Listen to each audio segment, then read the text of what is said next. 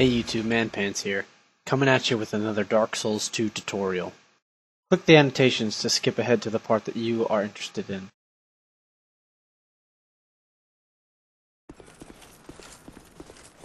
In my opinion, reading your opponent in Dark Souls 2 is a lot easier than reading your opponent in Dark Souls 1. The main reason being that all of the action is a lot slower. We're no longer in high-speed Dark Souls mode. Now before we get into detail, you're going to need to understand some basic things about how parrying works in Dark Souls 2. Jude was kind enough to give us a very detailed video on how some of those things might work, which you can find here.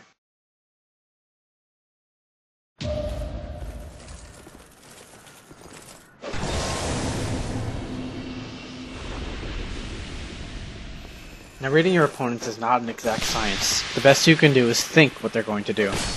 Here, for example, I can see my opponent wanted to get out an early attack and he wasn't going to give up that opportunity. By throwing out an early R1, I ensured that he was going to run directly into my swing. Here you can see after this failed rolling R1, my opponent wanted to immediately punish me. I could have parried him if I had the timing a little better. Here you'll see my absolute favorite punish. By simply waiting a second, I was able to see what my opponent was going to do next, which in this case was roll away from me. A simple R1 with long-range weapons is the quickest way to punish your opponent. A running R1 with shorter weapons achieves the same effect. Now when using this technique, it's usually best to stay high aggression to keep your opponent predictable. Another huge benefit to this technique is the fact that now prediction parries are much harder for your opponent to get. And if they do decide to try them, you can usually punish them with a quick backstab.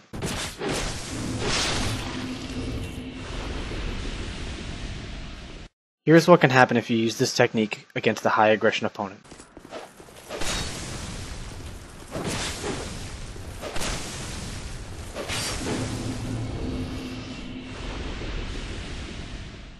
Now, as most of you already know, spacing is huge in Dark Souls. That's why weapons with longer ranges are so overpowered. Now, quite often your opponent is going to do something that's going to telegraph his next move. In this case, the R2 from his weapon telegraphs that he is going to not be able to move once he finishes his swing. Take advantage of these opportunities by getting to an ideal range with your weapon. The longer it takes for you to get to an ideal range, the better chance your opponent has of rolling away. Now remember, this technique is meant to be played aggressively, so keeping the pressure up will bring us right into our next technique. Guard breaks bring an entirely new aspect to the PvP system. Punishing overly defensive players and bad stamina management, guard breaks can quickly turn the tides of battle. Keep an eye on your stamina bar, and try and guesstimate where your opponent is at as well. If they've been rolling around a lot, like this opponent, chances are you can get in a quick riposte.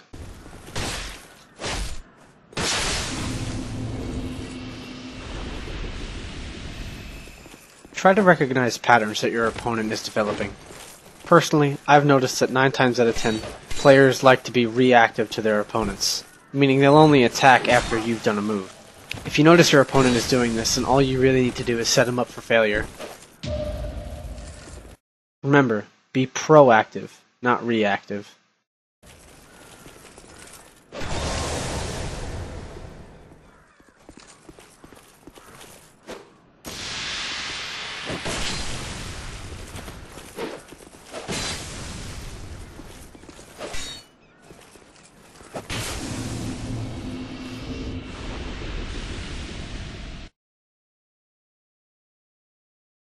Now in Dark Souls 2, parries have quite a large windup, and as a result, prediction parries must be a lot more predictive.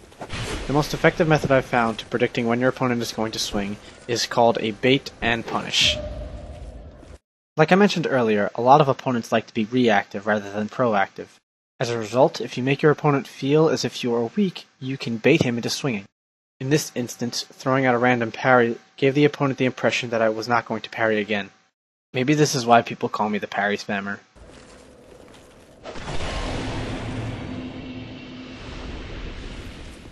Spacing is everything in Dark Souls 2. You're going to have to experiment around a little bit and see when people like to swing. Now in the parry guide I linked in the beginning of the video, he only seems to do running R1s and rolling R1s in a lot of his attacks because those are the only ones that you can really see coming and can really be telegraphed by your opponent. With the new parry times, prediction parries for regular R1s are almost pure luck. Look for when your opponent is about to shoot in. Much like with rolling R1s as explained in the video, Throw your swing out when you see them start to shoot in. Your exact window on when to swing will change based on whatever weapon you're choosing to parry with. This is especially easy to see when your opponent quickly turns about to shoot in at you. The two factors that determine whether or not your parry is going to connect is the swing speed of your parry and the swing speed of your opponent's weapon. With faster weapons such as this rapier that my opponent's using, you're going to have to predict a lot sooner when they're going to swing. Rolling R1s with fast weapons are almost impossible to see. As you can see with this parry, I started swinging before my opponent even began his roll. Because of this, I only recommend that you try to parry a rolling R1 from a fast weapon if your opponent has developed a pattern. Weapons with slower swing speeds are much more forgiving in their rolling R1s. For me, slower weapons are the hardest to read because they require the least amount of prediction. In most cases, they can be done the same time the opponent starts to swing. Meaning, hit the parry button the same time you think he is going to attack you. If you wait until your opponent already starts the animation, then you're too late. If it helps you learn this window, try hitting the parry button and the attack button at the same time. At the very worst, you'll trade. Thanks so much for watching, guys. And remember, don't forget to check out Judas's video on parry times. After watching his video, my success rate went up quite a bit.